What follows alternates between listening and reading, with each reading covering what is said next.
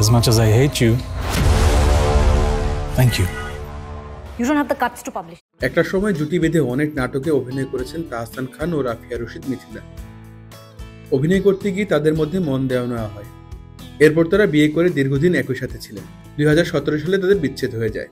বিচ্ছেদের পরে একসাথে তাদের অভিনয়ে আর দেখা যায়নি।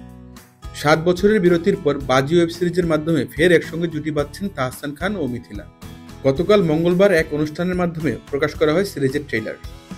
দীর্ঘদিন পর মিথিলার সঙ্গে অভিনয় প্রসঙ্গে তাহসান বলেন, মিথিলা অনেক গুণী অভিনেত্রী, অনেক বছর পর তার সঙ্গে কাজ করছি। যদিও সিরিজটির 7 পর্বের মধ্যে মাত্র একটি দৃশ্যে আমাদের একসঙ্গে দেখা যাবে। তার সঙ্গে আমার কাজ করার অভিজ্ঞতা খুব ভালো। তাহসানকে নিয়ে কৌশলী উত্তর দিয়েছেন মিথিলা। তিনি বলেছেন, অনেকদিন পর তাহসানের সঙ্গে অন স্ক্রিন কাজ করা হলো। শুধু তাহসান নয়, এই সিরিজে অনেক শিল্পীর সঙ্গে দীর্ঘদিন পর কাজ করা হলো। গুণী অভিনেতাদের সঙ্গে অভিনয় করতে সবসময় ভালো লাগে। এছাড়া বাজি তাহসানের প্রথম ওয়েব সিরিজ, নির্মাতা আরিফুর রহমানের প্রথম সিরিজ। আশা করি অনেক কিছু প্রথম মিলিয়ে ভালো একটি কাজ হয়েছে।